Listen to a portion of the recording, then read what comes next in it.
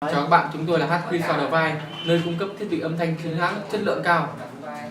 Vâng, khi đến với chúng tôi, các bạn sẽ được cung cấp các sản phẩm như là micro, sao cạc và tai nghe cùng một số phụ kiện.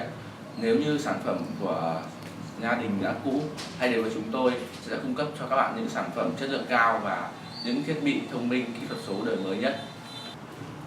Khi mua tại cửa hàng chúng tôi, các bạn sẽ nhận được cam kết hàng chính hãng và bảo hành 18 tháng 1/1, chất lượng cao, giá cả phải chăng. Tiếp đến chúng tôi có một đội tư vấn nhiệt tình. Cảm ơn các bạn đã ủng hộ chúng tôi. Sự hài lòng của khách hàng là động lực phát triển của chúng tôi.